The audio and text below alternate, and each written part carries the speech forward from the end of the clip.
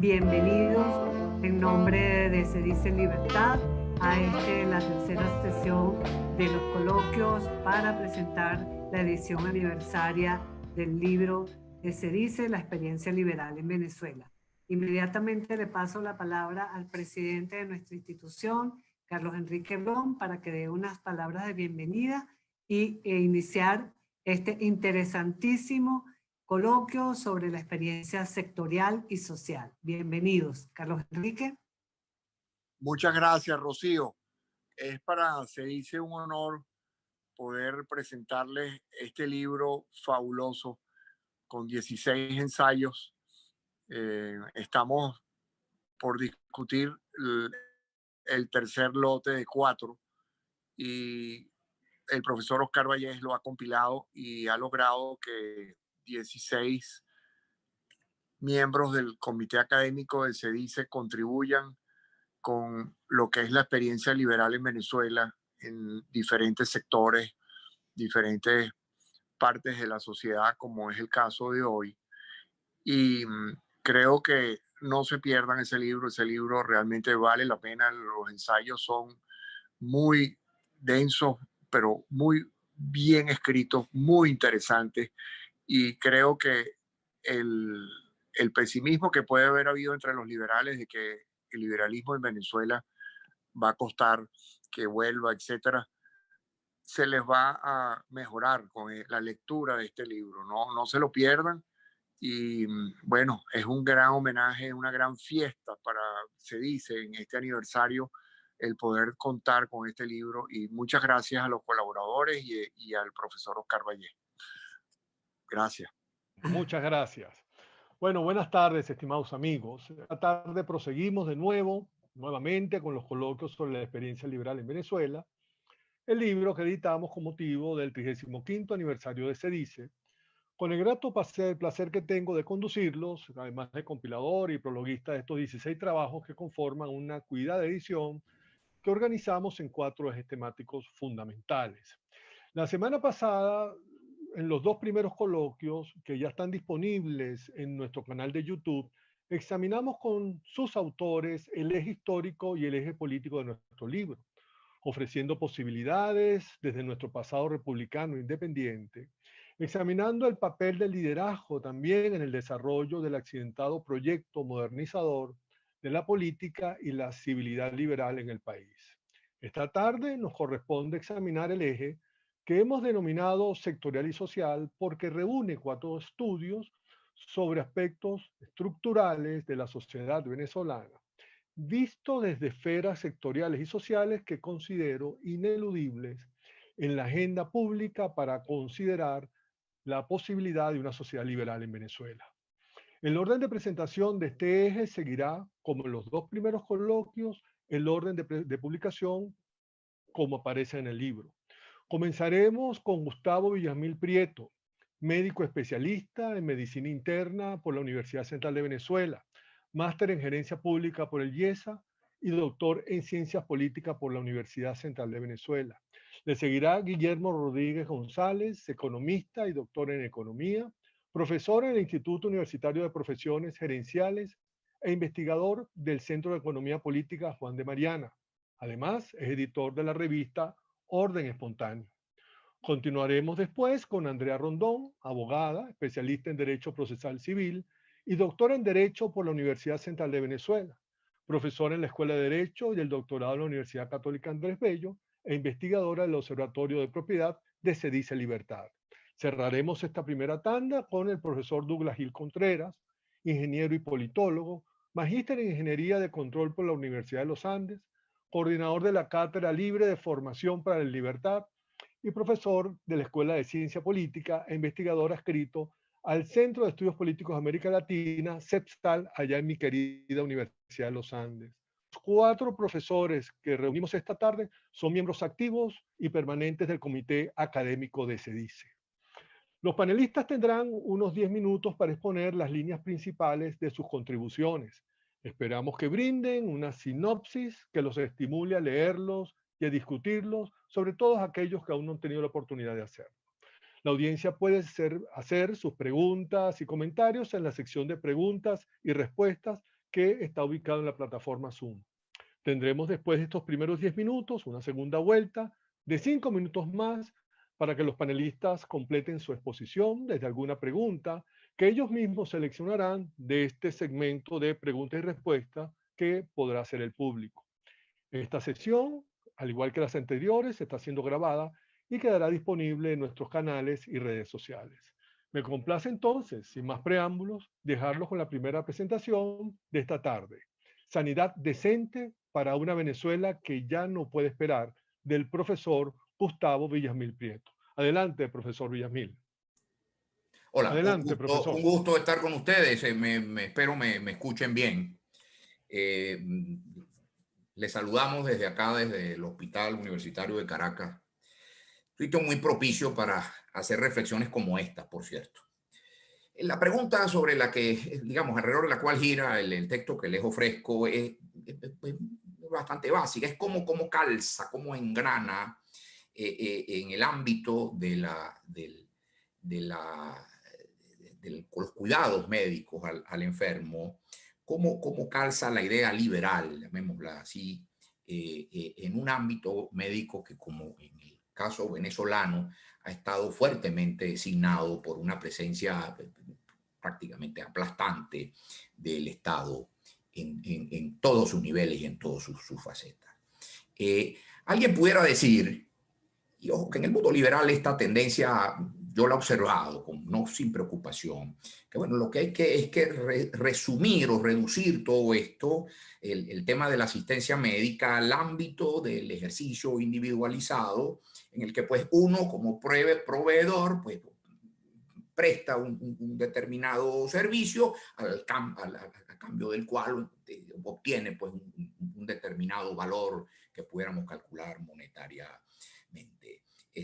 Por cierto, algún pasaje, creo que poco feliz, de la gran Ayn Rand, alude a un personaje que es un colega mío, que prácticamente el acto médico lo parangoniza o lo hace algo similar al famoso metal reader. No es así, porque yo estoy aquí, esta pobre gente que está aquí no tiene ningún valor que transferirme a mí a cambio de lo que yo hago por ellos. ¿Y por qué lo hago? Lo hago y voy a evocar a mi maestro Emeterio Gómez, porque Occidente, la civilización de la cual participamos, no solo está fundado sobre la idea del libre mercado, del gobierno institucional, del imperio de la ley y de los derechos individuales.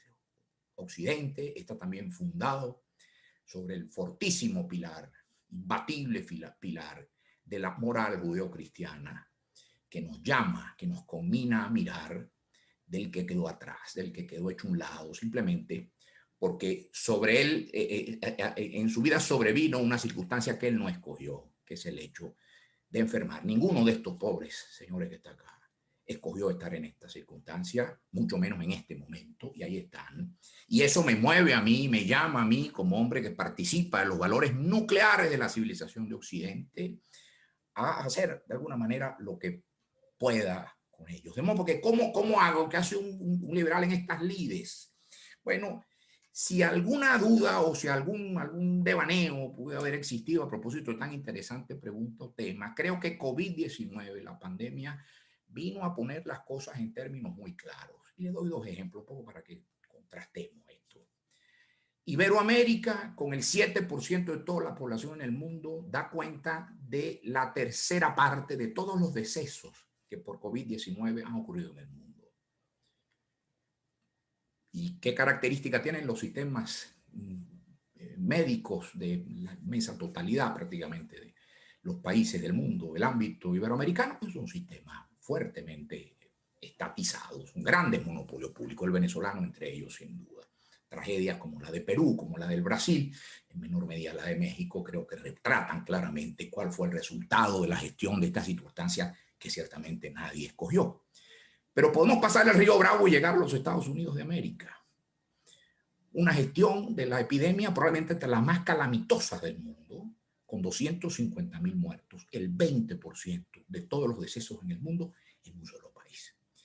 Quiere decir entonces, los datos están en la epidemiología, ¿no? Los datos no son incontrovertibles, ahí están esos números. Quiere decir entonces que desde esta perspectiva, que en el fondo tiene parte de una posición ética, me veo forzado a buscar una suerte de mistura que basada en aquello que decía el gran Duvivier, porque hay tradiciones liberales con las que yo me identifico más que con otras, y debo decirlo de una vez, llama a que haya en torno a problemas como este, tanto mercado como sea posible, pero tanto Estado como sea necesario. En consecuencia, creo que de lo que se trata es de que los liberales salgamos un poco de ese dilema de Estado sí, Estado no, porque es que lo público atenta contra lo privado, se le opone por naturaleza. La tragedia estadounidense deriva ni más ni menos que del hecho de que una sociedad con un fuerte rechazo hacia el ámbito de lo público no tuvo medios, pese a su inmenso stock de conocimiento médico, para enfrentar un problema que ni más ni menos era de salud pública, y lo quiso hacer a través de una tupida red de proveedores de asistencia privada o individualizada, con las consecuencias que, repito, están a la orden de cualquiera en la muy importante base de datos de Johns Hopkins, por cierto, incontrovertible el tema. ¿Cómo hago yo con el problema que tengo aquí en el piso 3 del universitario? Que es al fin y al cabo con el que más me identifico, porque es el mío, que es por el que lloro todos los días. Sigo oponiendo al ámbito de lo público la razón individual. Es que no hay posibilidad de una suerte de sinergia o engranaje que finalmente haga posible aquello que la gran tradición médica occidental, de la que también soy hijo, por Dios, llamaba la beneficencia, el benefacere, el hacer el mayor bien posible por estos pobres sufrientes.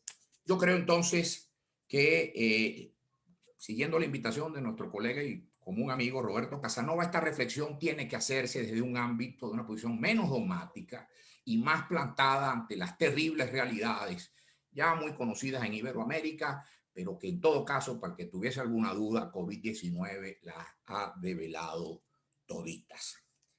La tragedia histórica de la sanidad pública venezolana radica, fuera de toda duda, y sobre eso hemos escrito algo, en el carácter de monopolio público sobre el cual, la idea de monopolio sobre el cual está montada, sobre el cual fue fundada y concebida en 1936.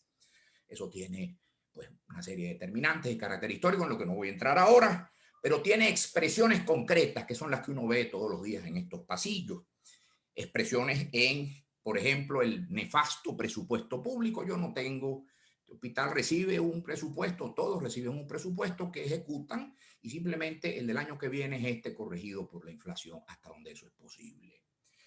Representada también por la idea del médico funcionario, que en todo caso no tiene mayor incentivo para hacer las cosas más allá de un cierto nivel, porque al fin y al cabo sus remuneraciones, etcétera, etcétera, están tabuladas con arreglo a la misma métrica con la cual se remunera a un burócrata, a un miembro de una persona que participe en cualquier otro quehacer de la tupida burocracia pública venezolana.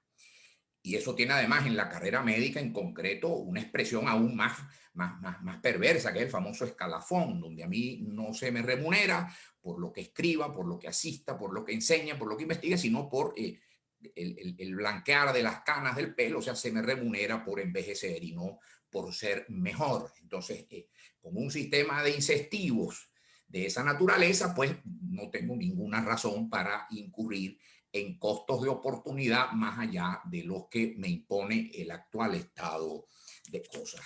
En consecuencia, teniendo esto claro, no podemos decir, no es serio decir que la catástrofe sanitaria venezolana empezó en el 98 con Chávez. Eso tiene una larga historia. ¿Por qué? Porque el concepto público sanitario de carácter monopólico en Venezuela data desde hace por lo menos 70 años.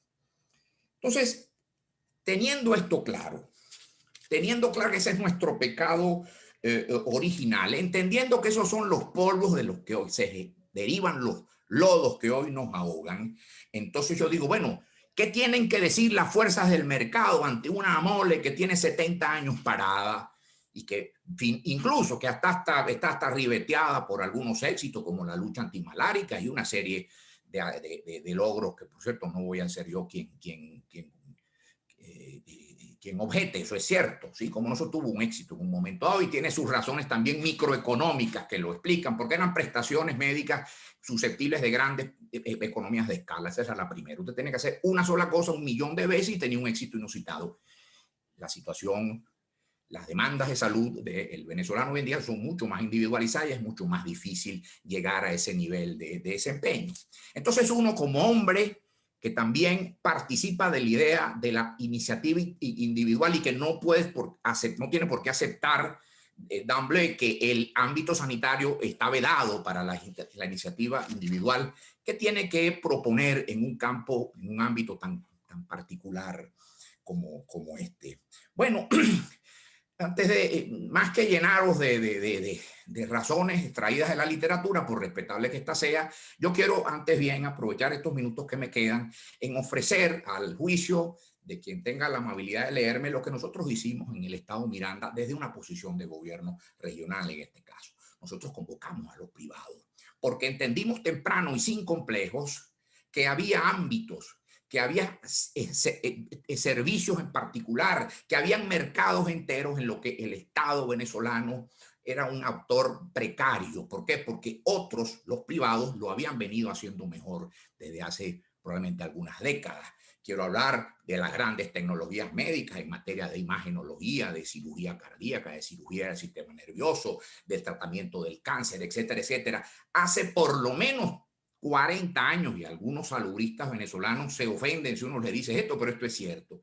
Hace 40 años por lo menos que el Estado dejó de ser el primer referente en estas materias y que al contrario, hace 40 años que los grandes promotores, los grandes referentes en estas disciplinas y en estas técnicas, en estos quehaceres, están bajo la sombrilla del sector privado. No se pueden hablar los dos sectores. Son irreconciliables sus posturas, sus visiones, sus valores. Creo que eso es un error que, ojo, está o puede costar vidas, ha costado vidas, de hecho. Entonces, desde esa reflexión y sin ningún tipo de complejo, nosotros llamamos al privado en 3 iniciativas que rápidamente quiero referirme. Fueron el servicio de prestación de imágenes médicas, todo lo que es el mundo de la resonancia, la tomografía, etcétera, etcétera, en un programa que se llamó Medimagen Miranda. Muy simple. En el pequeño hospital rural estaba instalado un proveedor privado al cual se le remuneraba por caso hecho.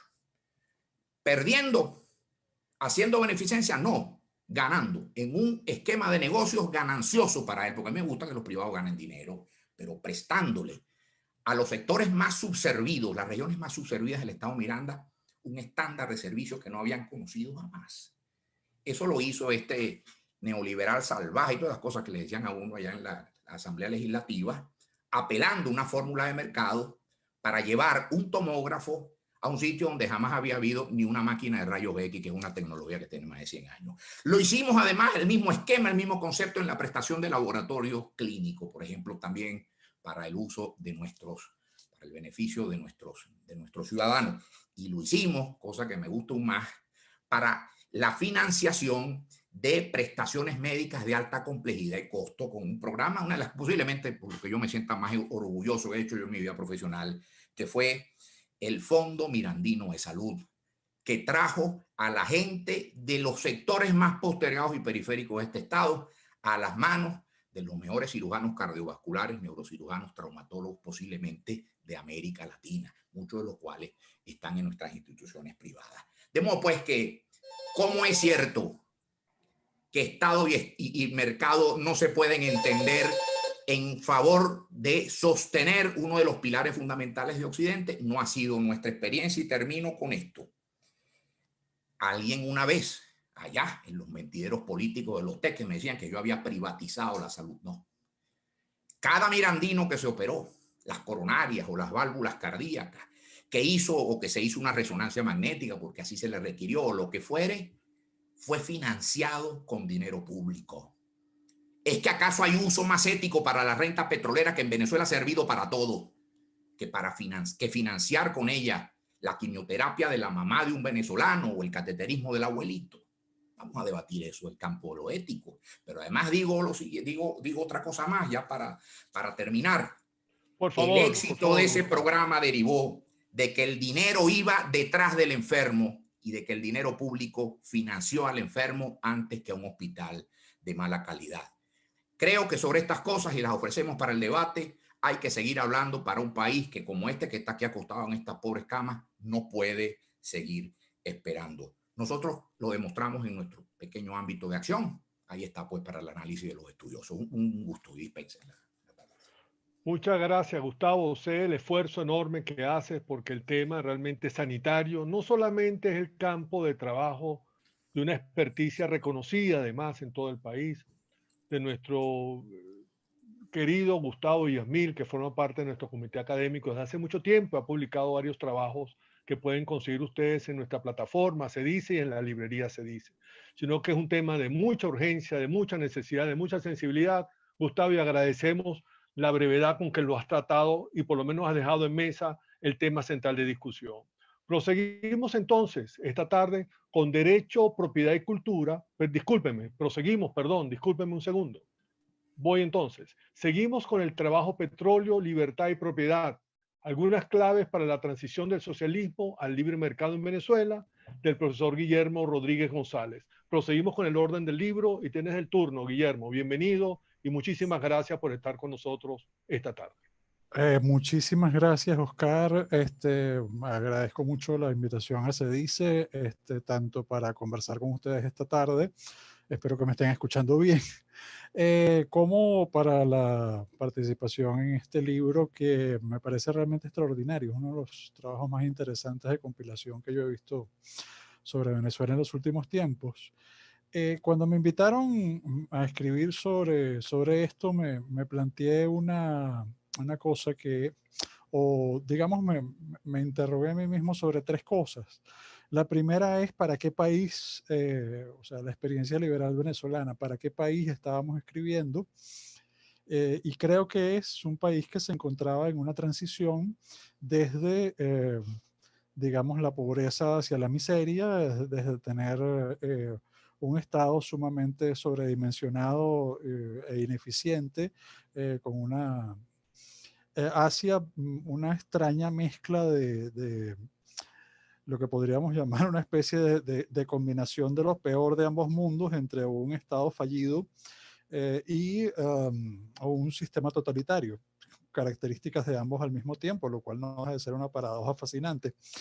Y por otro lado, pues estaba funcionalmente o fundamentalmente hablando de un país que era una de las mayores economías de Sudamérica, a estar peleando duramente por el último lugar entre las economías más pequeñas y más pobres de Sudamérica.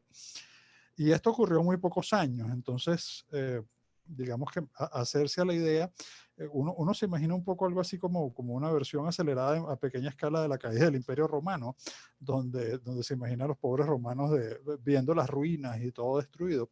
Y es un poco lo que vemos en Venezuela. Lo interesante de este caso, para ponerlo en contexto, y es sobre lo que yo quise escribir en este caso, que no es exclusivamente sobre petróleo, pero es que en Venezuela demasiadas cosas pasan por el tema del petróleo, al menos en la economía.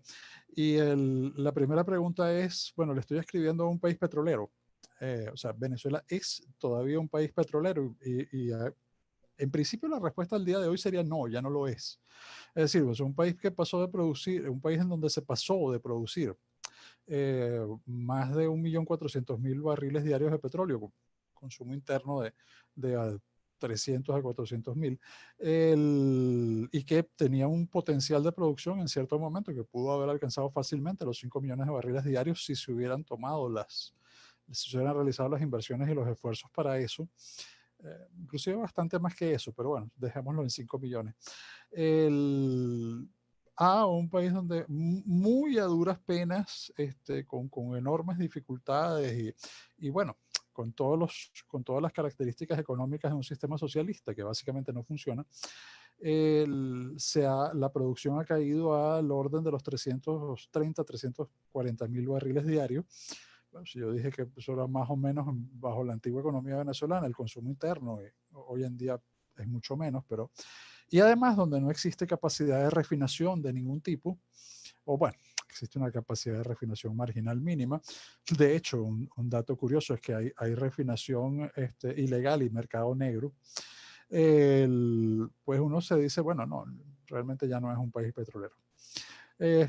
podría volver a, de hecho es interesante porque la historia del petróleo venezolano es una versión acelerada, acelerada en el tiempo, quiero decir, ocurrió mucho menos tiempo, de lo que fue la historia de la industria del azúcar cubana. O sea, la destrucción de la industria del azúcar cubana es un proceso que tardó más años, pero los pasos que sigue el proceso de destrucción, de desaparición y de desarticulación, son muy similares. Simplemente en el caso de Venezuela fue mucho más rápido, lo cual no deja de ser asombroso porque uno pensaría que era más probable que incluso bajo un sistema socialista se intentase sostener al menos la producción de ese sector. Ahora, ¿de qué se trata esto? ¿De que podría Venezuela volver a ser un país petrolero? Sí, perfectamente, ¿por qué no?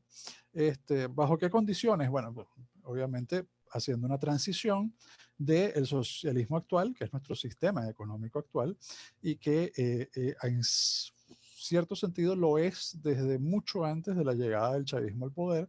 O sea, si uno dice que el socialismo se distingue, o bueno, no lo digo yo, lo decía Lenin, que supuestamente algo sabía de lo que era el socialismo, que o sea, Vladimir Ulyanov supone que sabía algo del socialismo, fundó la Unión Soviética duró 75 años, era un sistema inviable y más de 7 décadas sobreviviendo, haciendo funcionar algo que de por sí es inviable económicamente, no deja de ser una gran hazaña.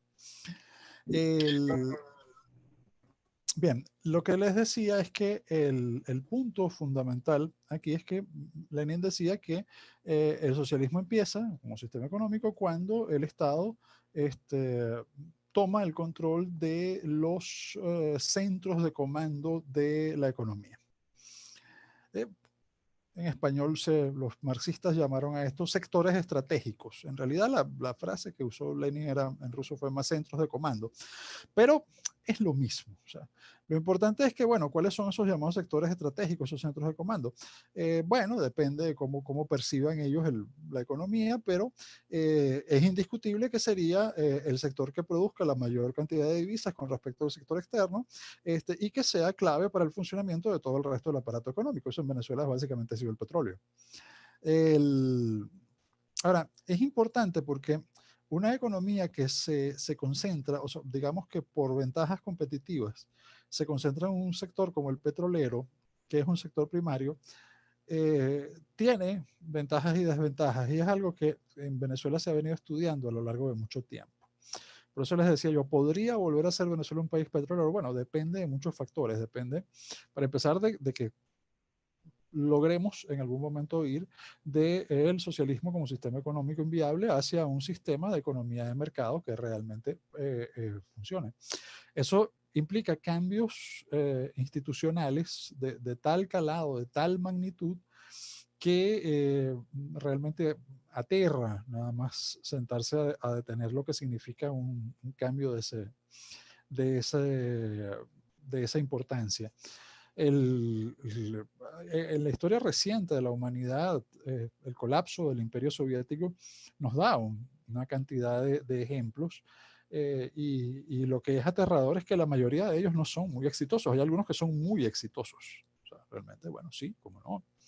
Alemania Oriental hasta cierto punto, Estonia.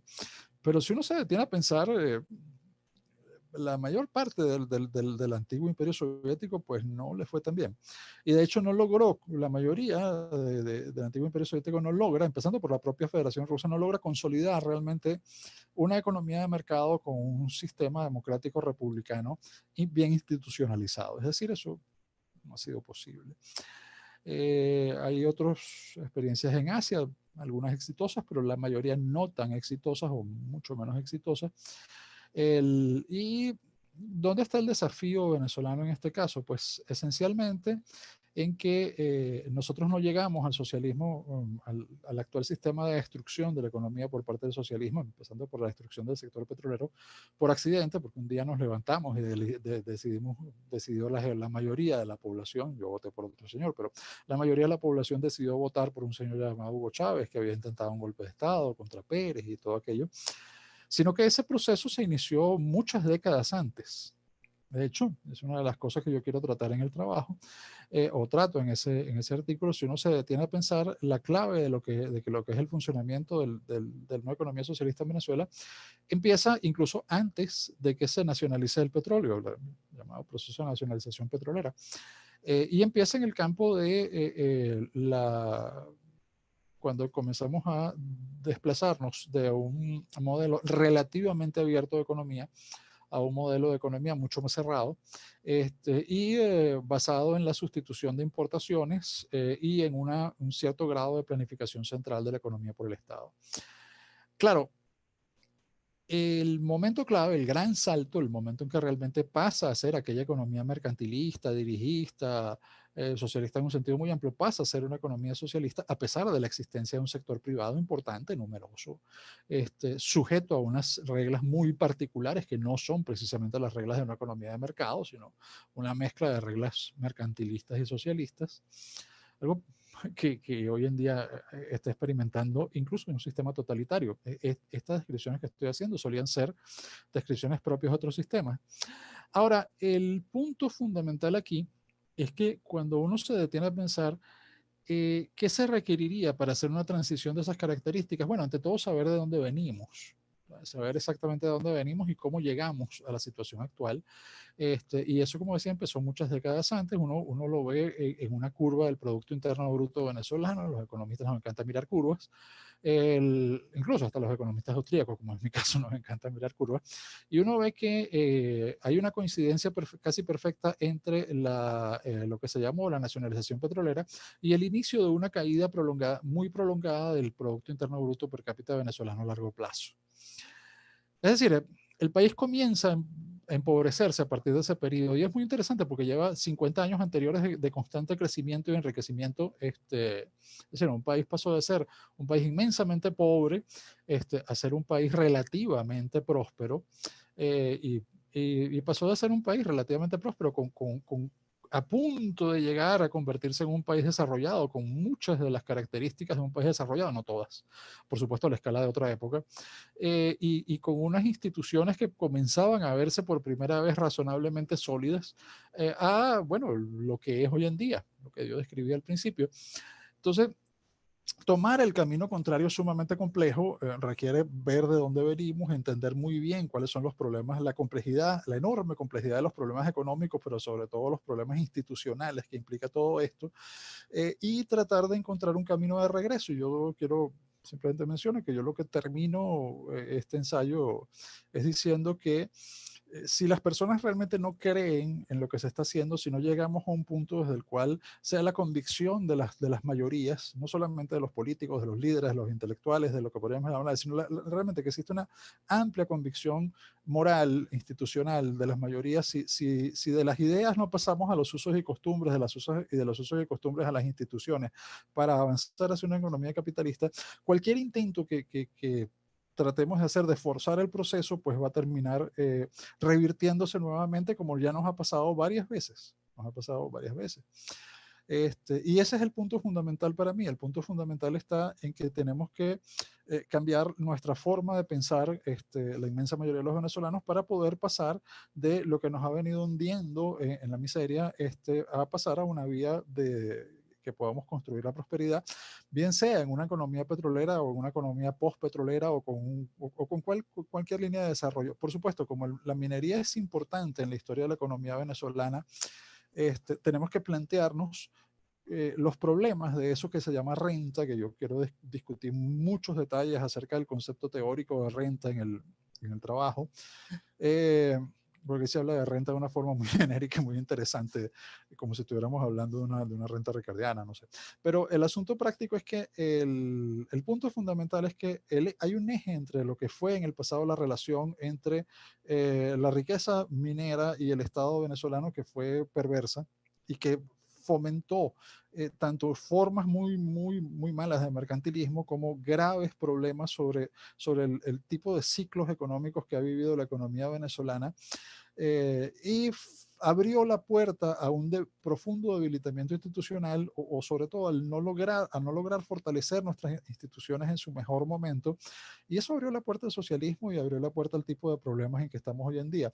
Salir de ello va a requerir hacerlo mejor de lo que se hizo en el pasado.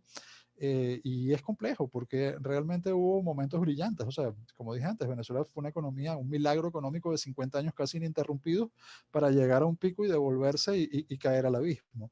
No deja de ser algo realmente complicado, difícil y en lo cual tenemos que profundizar con muchísimo detalle.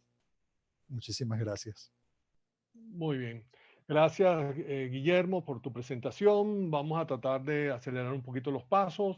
Vamos a proceder entonces con Derecho, Propiedad y Cultura de la profesora Andrea Rondón García. Bienvenida, Andrea, y muchas gracias por acompañarnos esta tarde. Buenas tardes, profesora. Agradecida con esta invitación, agradecida también de participar en esta publicación, porque la verdad, como voy a comentar ahorita, se dice es mi segunda casa y con ocasión a ella yo me formé liberal, ¿no? Derecho, propiedad y cultura yo lo vi como un continuo, y un continuo desde mi experiencia como liberal, en mi formación desde hace poco más de 20 años y de la mano de Se dice Libertad. Digamos, derecho. Yo me aproximo a estas ideas cuando era estudiante de Derecho y cuando se estaba discutiendo la imposición de la Constitución de 1999. Constitución con la que se inicia esta dictadura, porque no es constitución en los términos de un Estado de Derecho moderno. No limita el poder del Estado y no reconoce efectivamente derechos y libertades. Entonces, como estudiante en esa transición de la Constitución del 61 a la del 99, yo necesitaba herramientas para entender lo que estaba ocurriendo y las herramientas me las dio Se dice Libertad. Ellos participaron, organizaron foros de discusión y de debate en torno a lo que era el ambiente, la constituyente y el resultado de la Constitución del 99. Con esta Constitución se termina de afianzar lo que es nuestra cultura jurídica, lamentablemente, que es una cultura liberticida, estatista y estatólatra. Y es una cultura que con estas características se va a afianzar en el resto de los años o en las 2 décadas siguientes. Es una transformación del ordenamiento jurídico. Pero entonces, ya tengo el diagnóstico. Se dice, me da el diagnóstico. ¿Qué más hago?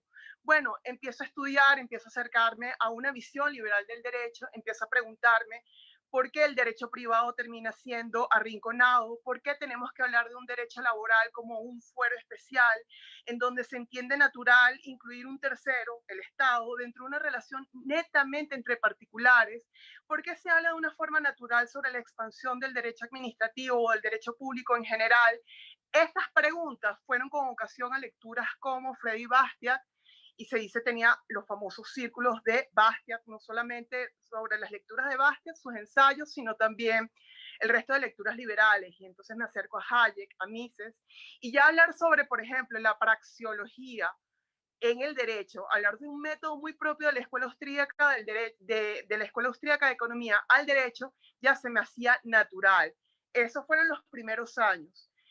Luego, con las siguientes etapas académicas, la especialización y el doctorado, ya en lo que era la primera década del siglo XXI, ya estamos hablando del 2005, yo ingreso al observatorio, o digamos, ya con mi línea de investigación en el doctorado, participo en el observatorio de propiedad. Y desde nuestras investigaciones empezamos a tener ya un discurso muy fuerte de lo que se viene viviendo en el país, que es una política sistemática de destrucción de la propiedad. Se dice que estos regímenes, la propiedad privada no es importante, sin embargo, es la principal víctima de estos regímenes, la destrucción de la propiedad, porque la propiedad es un derecho fundamental que te otorga autonomía e independencia frente al Estado. Entonces, lo que hicimos fue detectar, diagnosticar esta política sistemática de destrucción de la propiedad privada, porque había una intención, un dolo de parte del poder público, poder ejecutivo, poder legislativo, poder judicial. Y, digamos, ya veía no solamente la importancia de la propiedad como un derecho fundamental, sino como una institución fundamental del Estado de Derecho, objetivo fundamental de regímenes totalitarios y regímenes de este corte, que ya no se presentan con las características de una dictadura muy propia del siglo XX. Tiene otros ropajes, aunque la intención que está por detrás sigue siendo la misma.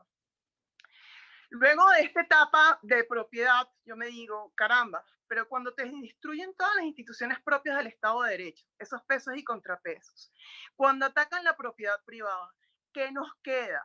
Nos queda lo siguiente, y aquí voy a la siguiente etapa. La última línea de defensa, siempre digo, es el ciudadano, es el individuo, es la persona.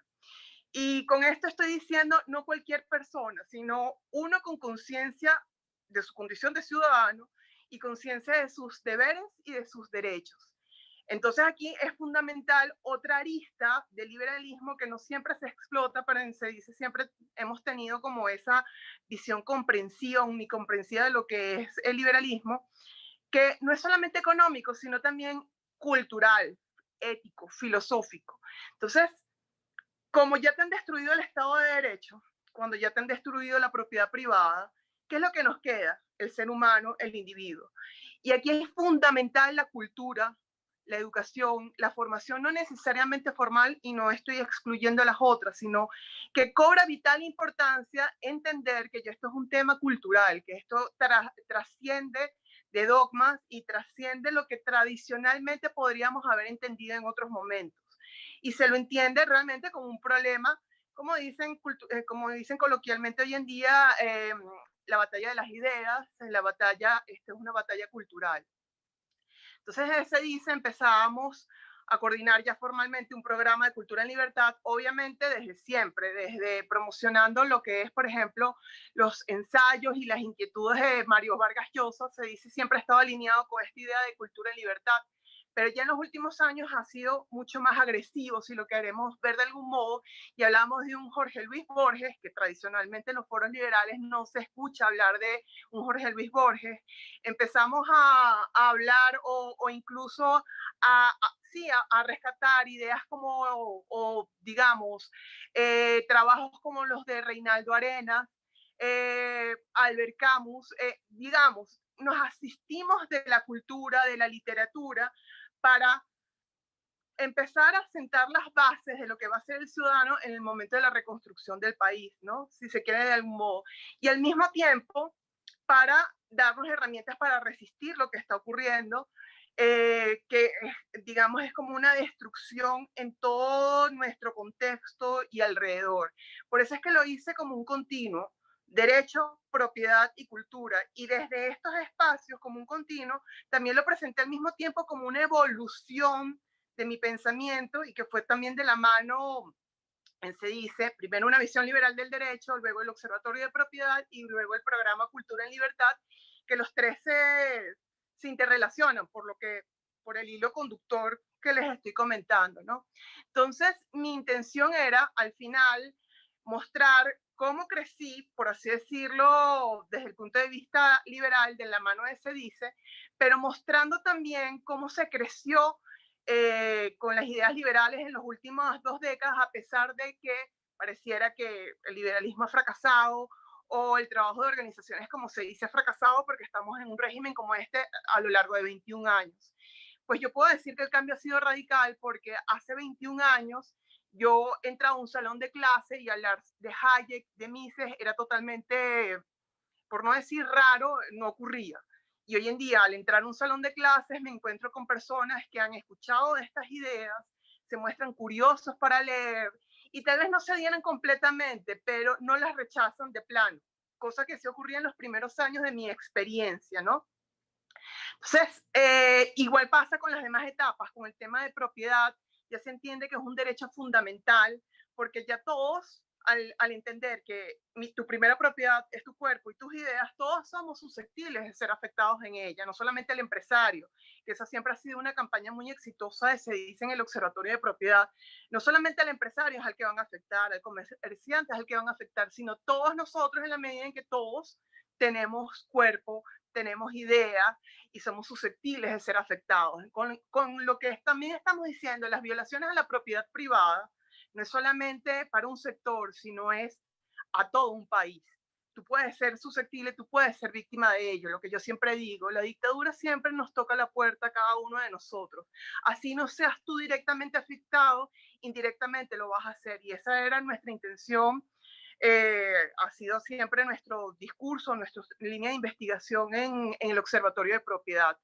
Y esta última parte sobre cultura y libertad es para sentar los cimientos de lo que va a ser el ciudadano una vez se empiece a reconstruir esto y para darte herramientas para resistir mientras ocurra todo esto. Porque tal vez una de las características de regímenes de este tipo es que no solamente te atacan en lo físico, sino también tratan de quebrarte en lo espiritual. Y una forma de resistir espiritualmente es que tú nutras tu alma, y la mejor forma de hacerlo son con las distintas expresiones del arte o de la cultura. Por eso en Cultura en Libertad pues nos asistimos de cine, de literatura, de poesía, y al mismo tiempo resultó ser como dos herramientas para formar ciudadanos y al mismo tiempo para resistir en un contexto totalmente adverso para ellos. Y ya para ir cerrando, lo diseñé de este modo y lo hice muy personal el tono y también señalando expresamente a SEDICE, porque pienso que organizaciones como SEDICE Libertad, que este año cumple 36 años, no hace un trabajo mínimo. A veces nos dicen que somos liberales de canapé, como dicen en Argentina, o que no mercadeamos suficientemente las ideas, o que perdimos frente al marketing del socialismo. Yo les digo, no, cada quien cumple una labor. Están los influencers, si lo quieren ver de algún modo, el marketing de las ideas. Están los centros académicos, están las asociaciones o las organizaciones como las de SEDICE, que están vinculadas o que nutrimos en cuanto a filosofía, a partidos políticos sin tener una afinidad política, pero nutrirlos de filosofía. Igual pasa con otras organizaciones de la sociedad civil. Nosotros somos los que formamos o pensamos esas ideas que más tarde van a caer o recaer en los verdaderos actores que van a generar la acción. Es como un tema en cadena, y cada quien cumple su rol, y no por eso cada rol es menos importante que el otro, sino más bien se complementan. Y yo quise rescatar justamente eso y dar una respuesta a los que son críticos de organizaciones como SEDICE, o también desde la academia, cuando a mí a veces me dicen, tú hablas desde la comodidad de tu biblioteca. Y yo digo, sí, desde la comodidad de mi biblioteca, pero yo a veces también salgo, y estas son formas de hacerlo también. La calle es una, pero también esto, el bolígrafo, el papel, son otras. Gracias.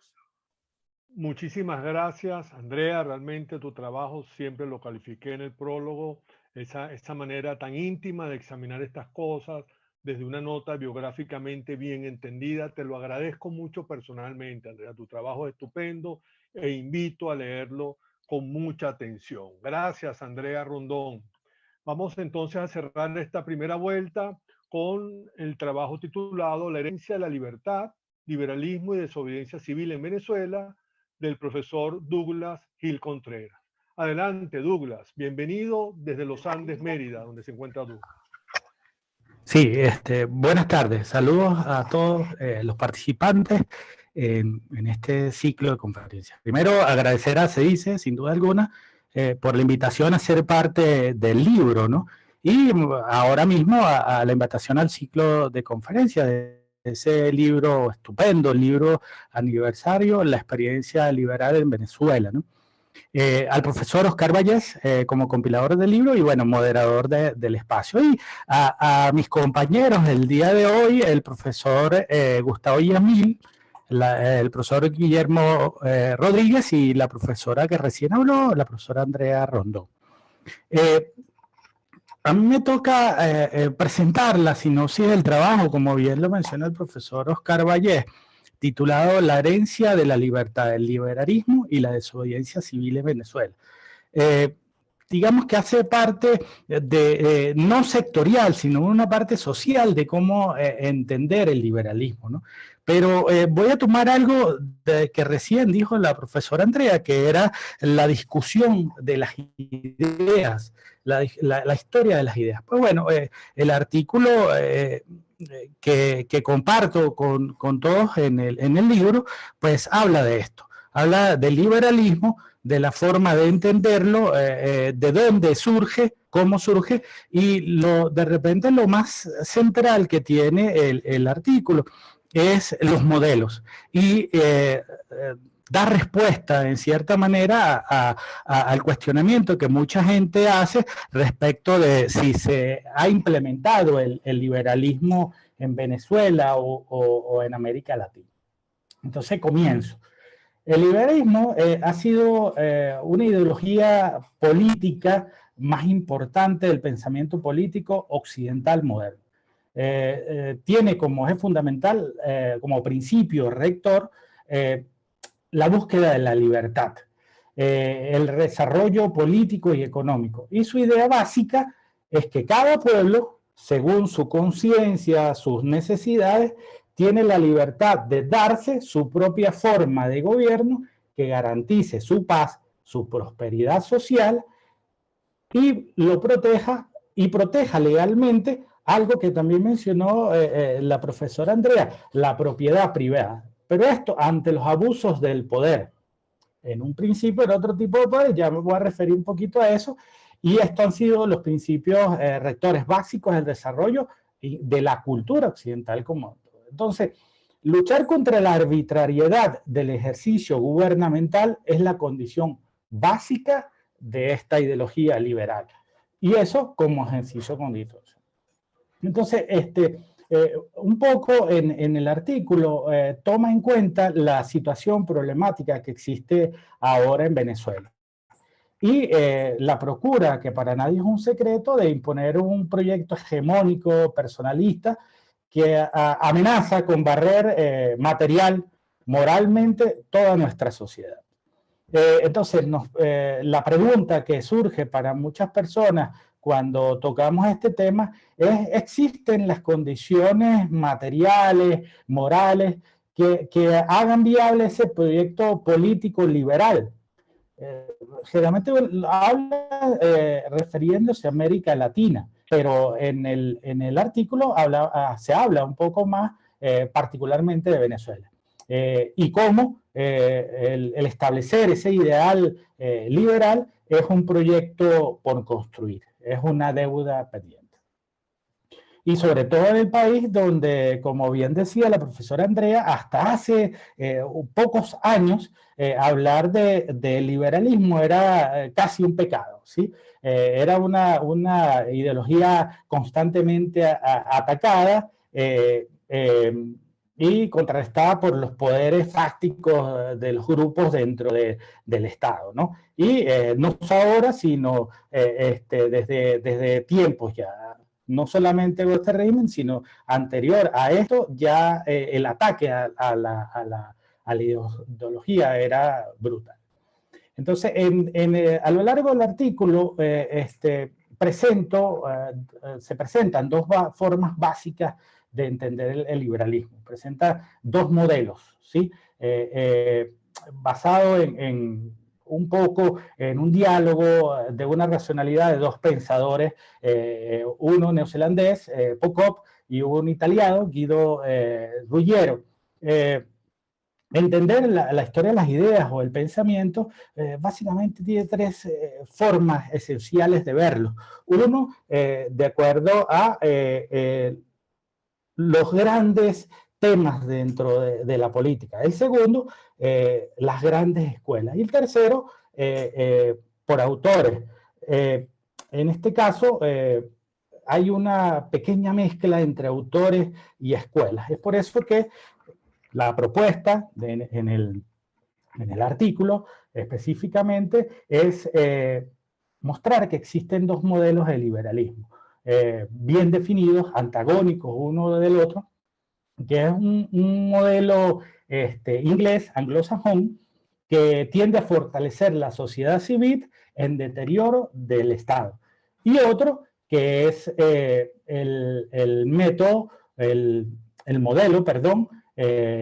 francés, que tiende a fortalecer el Estado en detrimento de la sociedad civil. Incluso el modelo liberal anglosajón puede tener dos vertientes, y ahí es donde caemos en la parte de analizarlo desde el punto de vista de los autores. Uno, que puede ser un modelo hobbesiano, y el otro, un modelo locketeano. Y en el modelo francés, pues el planteamiento que hay, la propuesta que hay en el artículo, es que en Latinoamérica se ha seguido el modelo francés, un poco referido como el modelo rusoniano. ¿Por qué esto? Porque ese modelo es un modelo centralizador, estatista, que abre las condiciones para que grupos políticos faccionalistas, con proyectos personalistas y populistas, impongan bajo una idea de llevar justicia social a un pueblo oprimido, y lo único que logran en realidad es llevar desesperanza, desilusión a una masa social, que lo llaman comúnmente pueblo, que termina, que es en definitiva quien lleva los costos de la mala e irresponsable gestión gubernamental.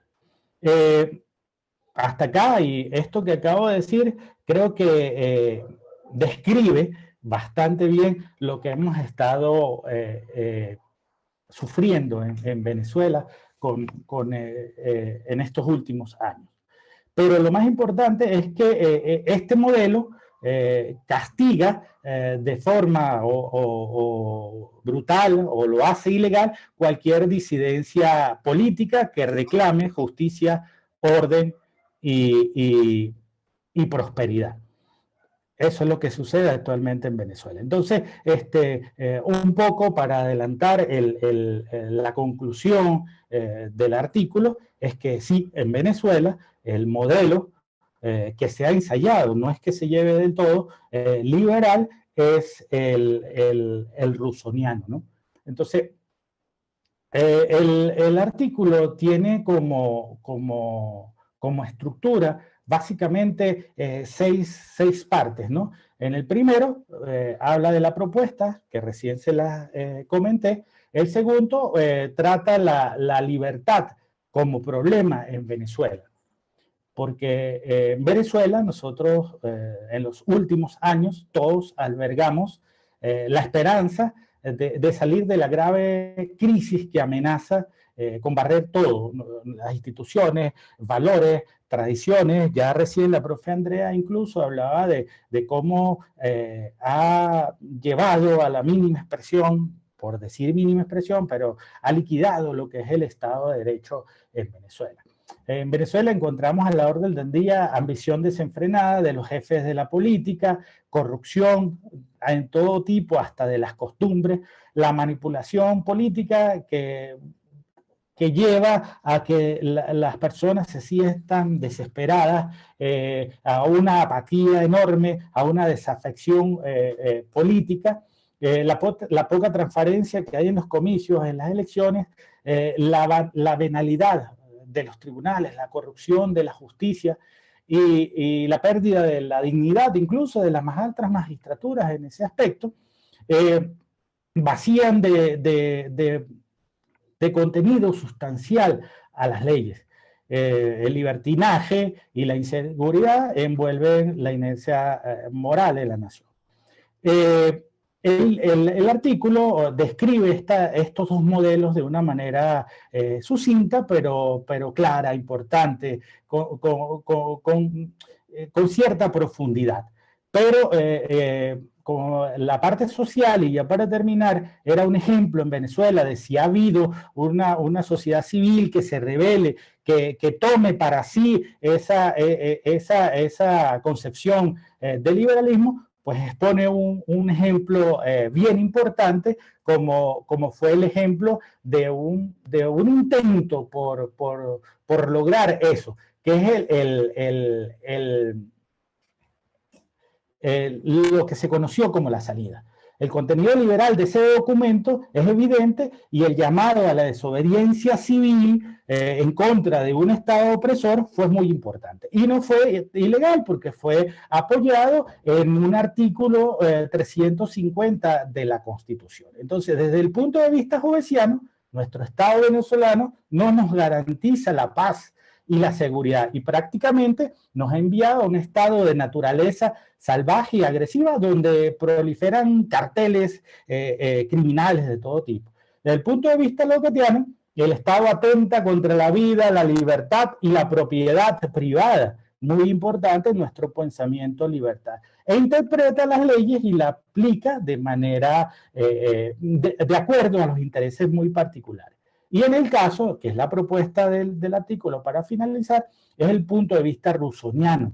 Una minoría impone su voluntad de grupo, imponiendo el modelo que ha llevado a la ruina del país y lo hacen pasar como voluntad general. Dicho en una sola palabra, de una forma antidemocrática. Gracias a todos por haberme escuchado, profesor Oscar Vallés. De nuevo, muchísimas gracias por la invitación. Gracias, Douglas, por tu participación, por tu trabajo. Realmente yo lo invito también a leer, muy cuidadoso esa distinción. Tu visión de la salida y de los acontecimientos que giraron en el año 14 realmente valen la pena detenerse en ellos, en tu trabajo.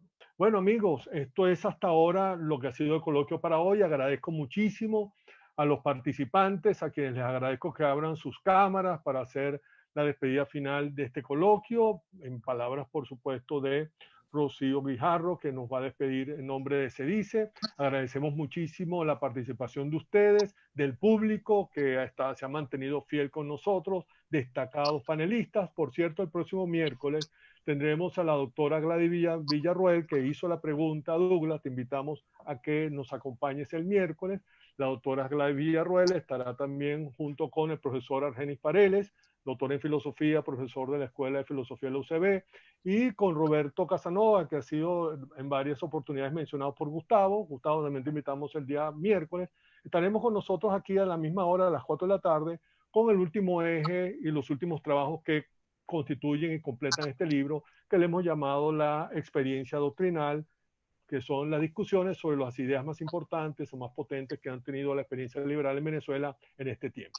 De manera que la invitación es para el próximo miércoles. Renueven sus registros, tienen que hacerlo continuamente cada vez que vean en las redes sociales nuestra publicidad, y no se olviden que este video va a estar disponible en breves minutos en YouTube para que puedan verlo de nuevo si es su interés también compartirlo. Rocío.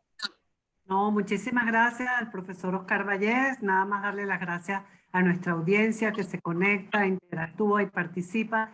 Y siempre está pendiente de las actividades que realizamos en SEDICE Libertad para plantear este debate tan necesario para el país. Muchísimas gracias a todos. Y como dice el profesor Vallés, los esperamos el miércoles para el cuarto y último coloquio de la serie del libro La Experiencia Liberal. Y el viernes tenemos entonces también nuestro coloquio sobre la visión liberal del derecho, que está coordinado por la profesora Andrea Rondón. Entonces nos vemos el miércoles. Muchísimas gracias a todos. Muchas gracias, panelistas, ¿verdad? De corazón, muchísimas gracias por brindarnos este tiempo y este esfuerzo. Muchísimas gracias, Guillermo, Gustavo. Muchísimas gracias, me respeto, Andrea, siempre. Gracias, Douglas. Saludos a los amigos de la ULA en Mérida. Hasta luego.